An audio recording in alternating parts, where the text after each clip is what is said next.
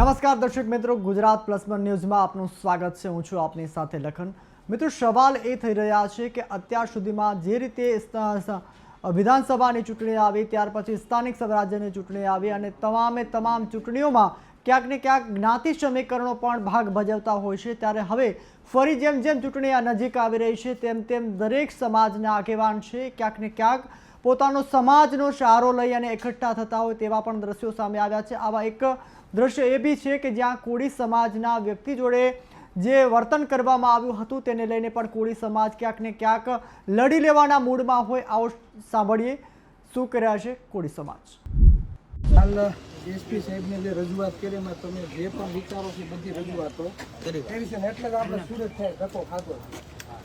કાલે એને ફોન આવ્યો આપણે કે ભાઈ ગુનો દાખલ થઈ ગયો છે, બરાબર, તમે કીધું બધું કર્યું, બરાબર, એટલે આપણે કીધું કે ભાઈ કાંઈ વાંધો નહીં, રેલી અમે કાઢતા નથી, પણ સાહેબને કહેજો હાજર રે, આવું આપણે સ્પષ્ટ શબ્દમાં સાહેબને કીધું। અમે રેલી નહીં કાઢીએ પણ એસપી સાહેબ હાજર હોવા જોઈએ, હાજર રહ્યા અને તમારા મનમાં જે શંકા છે એ બધી વાત અમે કીધી છે। આપણે એ વખતે કીધું કે એક આરોપી બરાબર અંદર જાય છે 307માં, પાછો બારોબાર આવે, પાછો સાક્ષીને મારે, બરાબર। જો આવા આરોપી ખુલ્લામ રખડતા હોય, બરાબર, તો પોલીસ પ્રશાસનની ભૂલ છે, તમારા હાથમાં સત્તા છે, પાછા કરો, તડી પાર કરો, બરાબર, આવું કરો। એટલે એમણે કીધું છે અમે એટલા લોકોને પાછા તડી પાર કર્યા છે, હજી અમને લાગશે તો કરશું, પણ આ બધાનો સાર એક જ નીકળે, બોટાદ કોળી સમાજે યુનિટી બતાવવાની જરૂર છે। મને હજી એવું લાગે કે હજી તમે તમારામાં સહન શક્તિ છે, સહન કરવાની, માર ખાવાની, હજી માર ખાવાની, હજી માર ખાવાની ધમકી છે, છે। મારી નાવો અને ગમે નાચી મારી નાવો, માર ખાની શક્તિ સહન શક્તિ આ વસ્તુ સમજી લો કે વારંવાર થાય। આગળ એ ઘરે ઘરેથી એક વ્યક્તિ આવીને બેસી ગયા હોય ને ભાઈ, જેમાં નવનીતભાઈ ના બનાવમાં ભલે એટલા દિવસ આપણે લડ્યા તો દાખલો બેઠો વિસ્તારમાં, હવે બીજા આગેવાનોને હાથે ઉપાડવો પડે ને તો 10 વખત છે ને વિચારવું પડે। અને આ બોટાદમાં હમણાં 4થી 5મી વખત ઘટના છે। ચિરાગભાઈ ને પિન્ટુભાઈ ને દૂરથી કઈ આવવાનો કઈ શોખ નથી ભાઈ, અમને કોઈ પૈસા નથી આપતું લાવ બોટાદ, અમને અમારો ધંધો ખોટી કરીને અહીંયા આવીએ છીએ અને અમારી જરૂર ના પડે એના માટે આયા યુનિટી બનાવવાની જરૂર છે, તો અમારે આવવાની કઈ જરૂર નથી। અને બીજું એક, જેની ફાટતી હોય, જે સમાજ કરતા પક્ષને વધારે મહત્વ આપતા હોય, તો આ સમાજને વિનંતી છે, દોસ્ત કોણ છે, દુશ્મન કોણ છે, સમાજનો સાચો સારથી કોણ છે ને એ પારખતા શીખજો। કોઈ ઘરે છે ને કઈ નાખી આવવાનું નથી, અમે તો આયા તમને સહકાર આપી પાછા લઈ જશું, કાલ આવવા છે બોટાદ છું નથી, બોટાદ છું કાલ આવું લઈ જાય, હવે આવીએ તો પૂરું થઈ જાય। હા તો કાલ આવું, તમારે યુનિટી બતાવવી પડે। આપણે કાયદો આ વ્યવસ્થા હાથમાં લેવા માંગતા નથી, પણ જયારે ઘટના બને ત્યારે બેસી આવ ને બધા એક જગ્યાએ, તમારા વિસ્તારના ધારાસભ્ય હોય, સાંસદ હોય, એને ફોન કરીને કહો આવો આ તમને મત આપે એટલે ધોકા ઠોકાશે, કેવું પડશે। જેને સત્તામાં બેહાડ્યા છે, બરાબર, ધોકા આપણે ખાવાના, આપણા ટેક્સના પૈસે જલસા કરે, જે ફંડ જેને જાય છે એ બીજા લોકોને આપે, એટલે આપણા ટેક્સના પૈસે બીજાના છોકરા લીલા લહેર કરે ને આપણે ધોકા ખાવાના, સિસ્ટમ આવી થઈ ગઈ।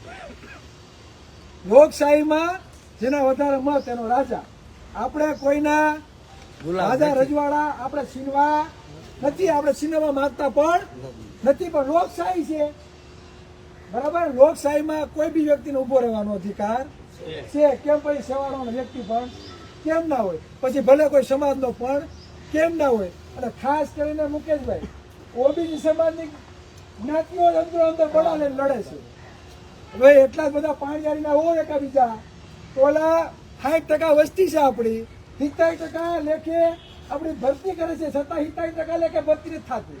આ જોયું તમે, દરરોજ આંકડા મૂકીએ છીએ, જેની 10% વસ્તી છે ને હોય 10% ભરતી થાય છે, અને આપણી 70% લેખે ભરતી નથી થતી, 60% ઓબીસી માં 146 જ્ઞાતિઓ આવે, તો એટલા જ બધા જો ઓબીસી ના બધાને પાણીયારા બર સડતું હોય, તો જ્યાં તમારી નોકરીઓ ખવાય છે, તમારું જ્યાં બજેટ ખવાય છે, તો ન્યા લડો ને, અંદરો અંદર લડીને કપાઈ મરવાથી શું થવાનું છે ભાઈ? અને આ યુગ બંધારણનો છે, કલમનો છે, ધોકાનો નથી. અને તમારી તાકાત જે છે ને બધાની એ મતની તાકાત છે. આપણે કોકે કીધું ફેંકે રાખ્યા ને મત, એમાં જ આ વારો છે. એટલે વાસ્તવિકતા સમજજો. અમે તો કોઈ રાજકીય પક્ષમાં નથી, પણ અમે તો સમાજને એવું કહીએ છીએ કે વાસ્તવિકતા સમજો, બરાબર? એટલે વધારે કાંઈ નથી કેવું. જ્યારે જરૂર પડે અમે એની ટાઈમ હાકલ કરજો, અમે આવશું. અત્યારે પોલીસ પ્રશાસને સહકાર આપ્યો ને કીધું રેલી નહીં કાઢતા, પણ જરૂર પડશે ને, બરાબર, તો અમે અહીં આવશું. જેમ બગદાણા ગયા હતા એમ, મહુવા ગયા હતા એમ, બરાબર. અને એમને કીધું મુકેશભાઈ કે રેલી નહીં કાઢતા, એટલે રેલી કાઢવી હોય તો કોઈ રોકી ના આવીએ. પણ આપણે નથી આપણે કઈ યુદ્ધ કરવા થોડાક આવીએ છીએ? કાઢી લીધું. હે? ત્યાં ત્યાં યુદ્ધ કરવા આવીએ? ના ભાઈ. આપણે તો ન્યાયિક રજૂઆત કરવા આવીએ છીએ. પોલીસ પ્રશાસનનું કામ શું છે? શાંતિ, સુરક્ષા અને સલામતી આપવાનું. તમે સુરક્ષા, શાંતિ અને સલામતી આપી નથી શકતા. બાકી અમને કાંઈ શોખ નથી પોલીસ સ્ટેશનના પગથિયા ચડવાનો, ભાઈ, બરાબર?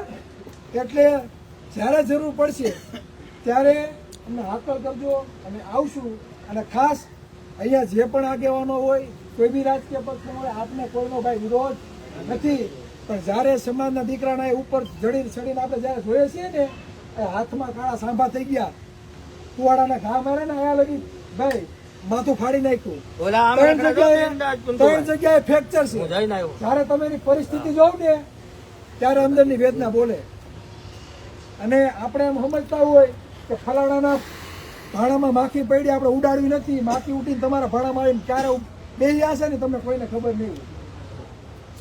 વિચાર કરો, સાક્ષી હોય તો સાક્ષીને ઠોકે છે બારોબાર આવી, અને તમારે કોઈનો સાક્ષી નહીં લેવાનો. આમાં કાલ ઉપર કોઈના ઉપર હુમલો થાય એનો સાક્ષી કોણ દે? એ બીવડાવે. સાક્ષી નો રહેતા તમારી આ હાલત છે.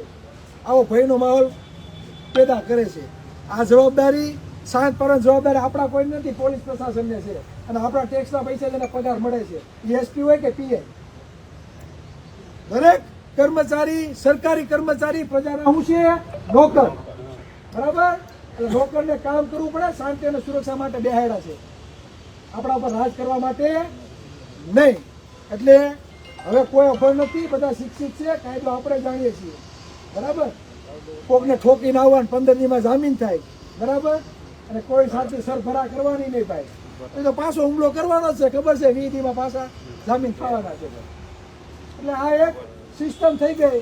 એટલે આ બધી કામગીરી પોલીસ પ્રશાસનની છે. બોટાદમાં કઈ જાય છે તો પાછી ઘટના બની. એટલે હવે છે ને જેમ બગદાણા થયું ને એમાં બોટાદમાં થાય આવશે 100%, બરાબર? જેને જ્યાં કિલ્લા મારવો હોય ને એ મારી લેજો. આ બોટાદની ધરતીમાં આવીને કહી દઉં, અમને કોઈનો વિરોધ નથી, અમને કોઈનો વિરોધ નથી. અને આ ભાઈજી પથારીમાં બેઠા, અમારા આંખની ઓળખાણ નથી ભાઈ. જ્યાં જ્યાં ઘટના બની અમારે કોઈને ક્યાંય આંખની ઓળખાણ નથી. આ નવનીતભાઈ પર હુમલો થયો, નવનીતભાઈને અમે ઓળખતા નહોતા, પણ કોળીનો દીકરો હતો, કોળીનું લોહી હતું. આ પેટમાં બળે છે એટલે સુરત ક્યાંય ધક્કા ખાય છે. આ તમારા મત માટે અમે એવા નથી, બરાબર? મતદાન આપણે શું લેવા? મતદાન આપણે કઈ લેવા દેવા દેવા છે. અને જેથી મત માગશું તેની વટથી માગશું, તમારા અધિકારો માટે બધી માગશું ને તેની વટથી માગશું. ગુજરાત પ્લસ ન્યૂઝમાં બસ હાલ આટલું જ. નમસ્કાર.